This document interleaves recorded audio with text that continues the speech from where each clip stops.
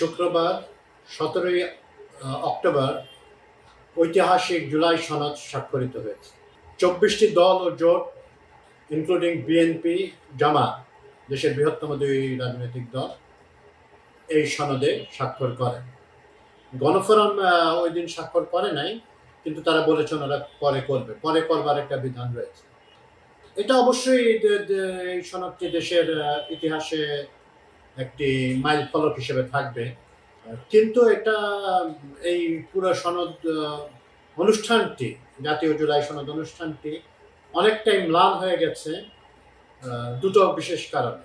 NCP এই সনদে স্বাক্ষর করেন না, আরও কয়েকটা বাম দল তারা স্বাক্ষর করেননি। এটাতে তেমন কিছু আসলে আসা যায় না। আমরা দেখেছি এই সিপিবি বা বাসদ ইত্যাদি দলগুলো এর আগেই মানে আওয়ামী লীগ, সফট আওয়ামী লীগের যেটাকে বলা হয় তার অনুসারে ছিলেন। আমরা 1990 সালে ইউনিভার্সিটিতে ঢোকার পর থেকে সিপিবিকে জানতাম আওয়ামী লীগের বি টিম হিসেবে। তারা এই 72-73 সাল থেকে বিশেষত আওয়ামী লীগের পক্ষই তারা সার্ভ করেছেন এবং কালচারালি সাপোর্ট করেছেন।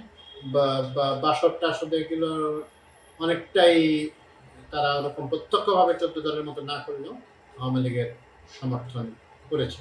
সেটা আসলে এই চারটি বাম দলের না সনদে স্বাক্ষর না করাটা তেমন কোনো বড় ঘটনা বলে আমরা মনে করি না। কিন্তু এনসিপি এমন একটি দল যেটি গঠিত হয়েছে যারা জুলাই অভ্যুত্থানে নেতৃত্ব দিয়েছেন, মানে এই 36 দিনে যাদের নেতৃত্বে এই পুরো অভ্যুত্থানটি পরিচালিত হয়েছে। অন্যান্য দলগুলোর ছাত্ররাও অবশ্যই অংশ নিয়েছেন, কিন্তু মূল নেতৃত্বে ছিলেন এই এনসিপিতে এখন যারা আছেন, দু একজন বাদ দিয়ে। মোহাম্মদ ফাতেমা দলে ছিলেন, আবার চলে গেছেন, এরকম দু একটি ব্যতিক্রম বাদে এনারা সবাই নেতৃস্থানীয় ছিলেন এনসিপির নেতারা। তো ওনারা স্বাক্ষর করেন নাই নানা কারণ দেখিয়ে, কিন্তু পর্যবেক্ষকরা মনে করছেন এই স্বাক্ষর না করাটা তাদের জন্য একটা রাজনৈতিক ভুল হলো। তারা অনেকগুলো ভুল কাজ করেছেন এনসিপি, তার ভিতরে সর্বশেষ হলো শুক্রবারে সনদে স্বাক্ষর না করা। তারা নোট অফ ডিসেন্টের, একটা কথাই বলি, শুধু নোট অফ ডিসেন্টের বিরোধিতা করেছে। তো নোট অফ ডিসেন্ট দিতে পারবে না কেউ। এটা তো আলোচনা কি হলো? এসব ঐক্যমত কমিশন মানে জোর করে সবাইকে একমত করাতে হবে। আইনি সুরক্ষার কথা বলেছেন। এটা নিয়ে যেহেতু সব দল মোটামুটি রাজি হয়ে গেছে এই সনদের এই ফর্মে উইথ নোটস অফ ডিসেন্ট বিভিন্ন দল থেকে, তো কিছুটা ছাড় এনসিপি দিতে পারতেন। যদিও এখনো সময় রয়েছে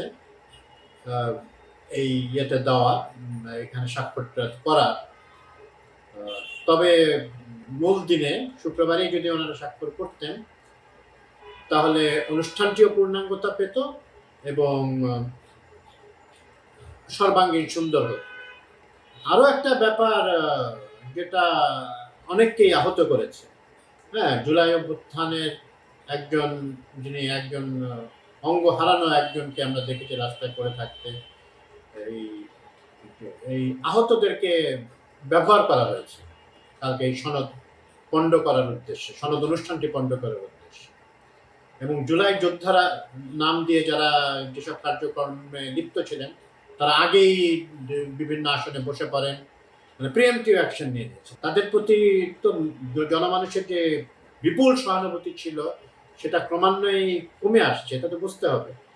71 সালের মুক্তিযুদ্ধের পরেও মুক্তিযুদ্ধের কিছু সংখ্যক, খুবই স্বল্প সংখ্যক মুক্তিযোদ্ধাদের আচরণে এবং কর্মকাণ্ডে মানুষ ত্যক্ত বিরক্ত হয়ে গেছিল 72-এর শেষ হওয়ার আগেই, হ্যাঁ, বা 72-এর মাঝামাঝিতেই।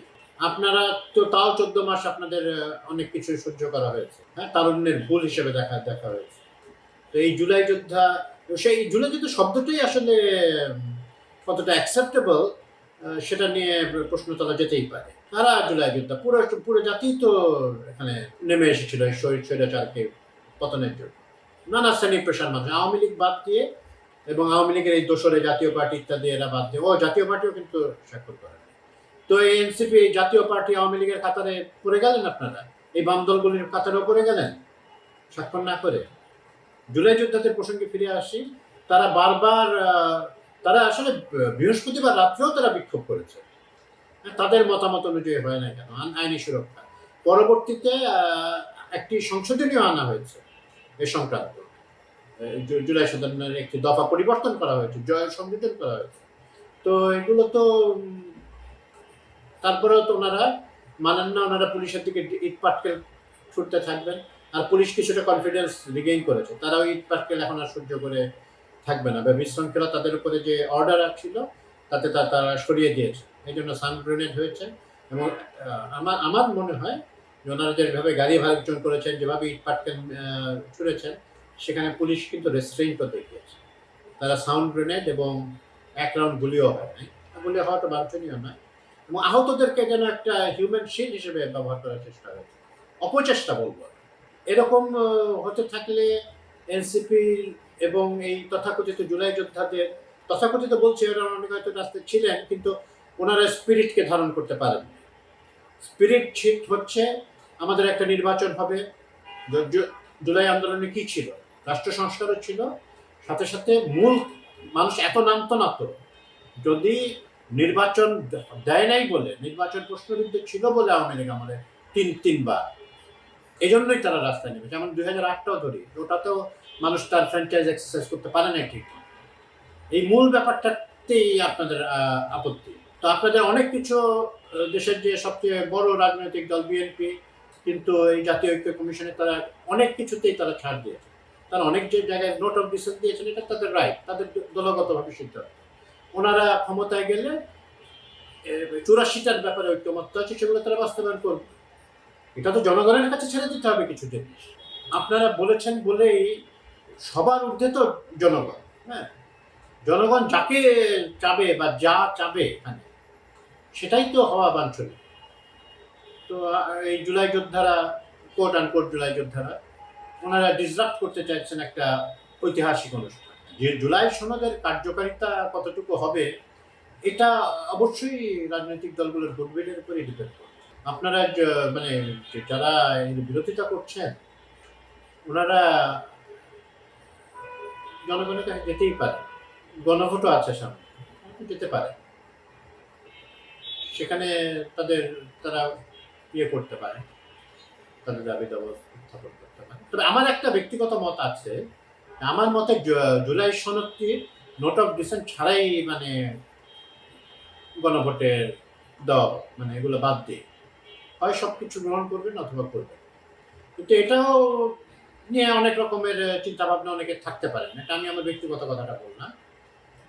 কিন্তু আমি সবশেষ কথা হচ্ছে, আমি মনে করি এই এনসিপি জাতীয় নাগরিক পার্টির অনুষ্ঠানে অংশ নেওয়া উচিত ছিল। তারা 7-8 মাস সময় পেয়েছেন, ওখানে ওনারা একের পর এক দাবি এবং খুব ভালনারেবল টাইমে তারা নিয়ে আসছেন দাবি। তো আপনাদেরকে অনেক সম্মান দেওয়া হয়েছে, আপনাদের প্রফেসর ইউনূস আপনাদেরকে তাদের নিয়োগকর্তা বলেছে। তো আন্দোলন পরিচালনায় আপনারা অসাধারণ সাফল্য দেখিয়েছেন, অনেক আত্মত্যাগ করেছেন, এই জন্য আমরা সশ্রদ্ধ চিত্তে আপনাদেরকে স্মরণ করি, বা আপনাদের প্রতি একটা ভালোবাসা যে একদম ফুরিয়ে গেছে তাও না। কিন্তু আপনাদের কর্মকাণ্ডে যদি একের পর এক ম্যাচুরিটি দেখাতেই থাকেন, তাহলে তো আপনাদের ফিউচার নিয়ে আপনারাই ভাবুন।